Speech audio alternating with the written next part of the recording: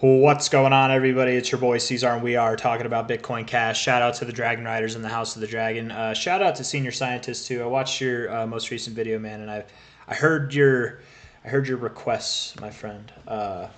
We are doing this one actually at the request of JRN, but there's a few. You had a few requests, Senior Scientist, and I'm gonna make a more in-depth video, I think, based on it tomorrow. Right? Like you wanted me to do some Elliott Wave stuff. I'm not as well versed in Elliott Wave, but I've using fibs. It's kind of something I'm familiar with, but I'm not the best at it for sure. I always wanted to spend more time looking it up, but it's not something that doesn't make sense to me. It's just something that I know I'd have to put a lot of time and dedication into learning. And I mean, not that I haven't done that with technical analysis, anyways, but I'm not as well versed. I can try and go over that, but I'm not going to go over that in this video. But one thing that you did mention was the 4-hour RSI, something that you were saying, that it's at its lowest point that it's ever been. I don't know if it's at its lowest point that it's ever been, but it's definitely the lowest that it's been. I actually said this in my video yesterday. It is the lowest that it's been since like 2019 on the 4-hour. We haven't seen this much of a dramatic drop since 2019. Right, going all the way back. There it is, right there. Boom. To where we were below a 6 read on the RSI. And here, I guess again, pretty damn close actually, yeah, right there. I want to go over both of these instances right now. This is back in 2018, okay? So you can't really see it because this, nothing, who cares, whatever these buttons are for, they're just there to be annoying.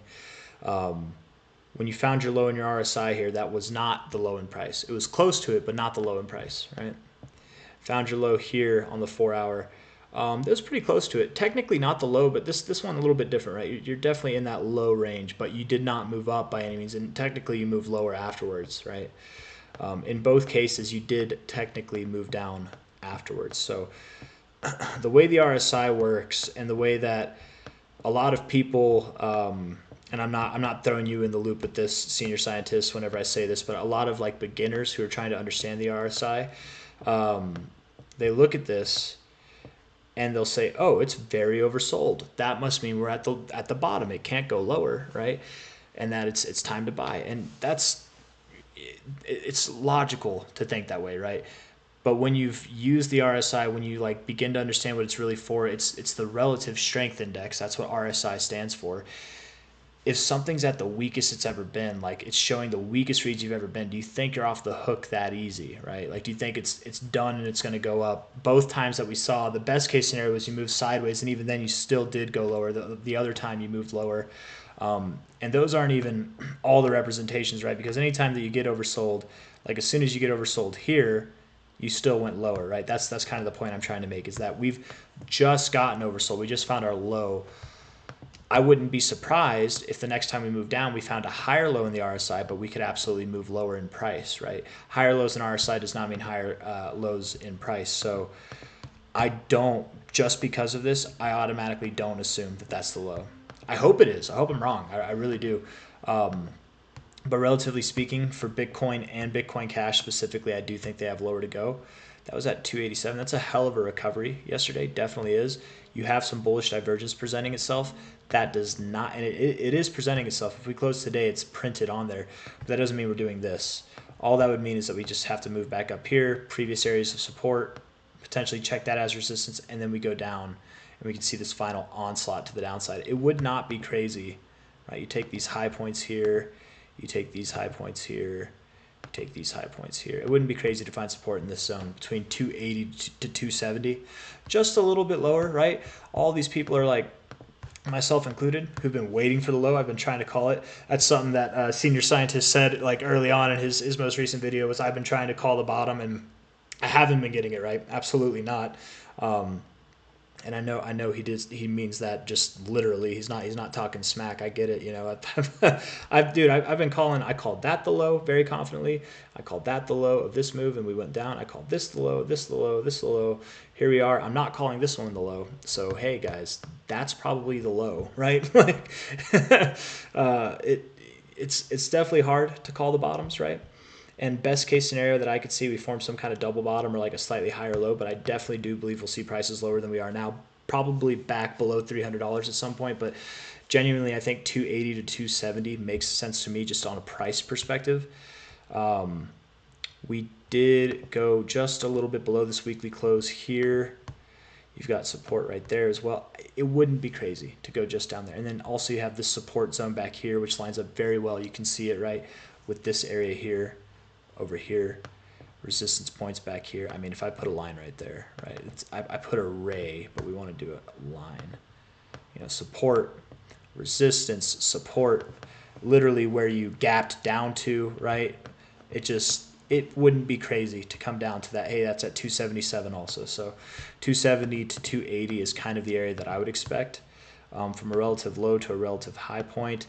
61869, 270, 280, it makes sense. We did find support actually right at the 618. Man, that is beautiful. It really is beautiful. But I would say Bitcoin Cash likes its 6.9 more than it likes its 618.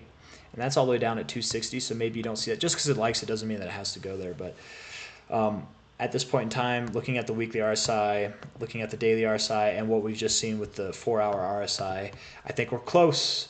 I just don't think we're there yet. And I do plan on doing a more in-depth video tomorrow, but this is what we got tonight because I'm pressed for time, guys. I pushed out all these videos in the last like 2 hours, and I need to get to sleep, man. It's like an hour past my bedtime, and got to wake up early tomorrow. I'm already screwed. Who cares about my problems? Hit that like button. Subscribe if you want to see more. Thank you all for being here. I appreciate you guys. One last shout out to Senior Scientist. Yeah, my genuine input, my man, would be that this RSI being this low, as you said, it can't go much lower, right? Like you can't go below the zero. So it can't go much lower. We're definitely near the end of the downtrend. If not, that could have been and probably likely is the low for the RSI. That does not mean, however, that it's the low for the price. It likely means that we're close in a time perspective. We're very close in a time perspective, and probably in a price perspective too. But from 326 down to what I'm calling is like 270 to 280. I know some people are calling for 230 or 200 or lower. I don't think that's going to happen. It could. It definitely could, right? I've been wrong before. I'll be wrong again. 280 to 270. That's a 17 to like a 13% drop, 14% drop from here. So pretty close for crypto. That's pretty close in price. But I would say that the way that I look at this, the best way is, again, this is the relative strength index. It's to measure the strength of your price action, right? And when you're showing your weakest readings, you would expect that you get some weak readings, right? It's like if you did the same thing but to the bullish effect, right? If everybody sold as soon as they got overbought, you'd miss half the move, right? As soon as we got overbought was on this day right here, you would have missed a good bit of the move. You would have sold at like 5:30 at your best, and you would have missed this opportunity to sell at 7:30 or 7:20, right?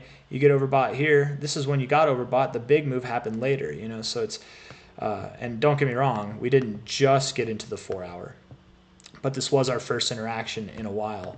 Same kind of look here on the daily, right? First interaction actually being overbought in a while. If you sold here, you missed the good parts, right?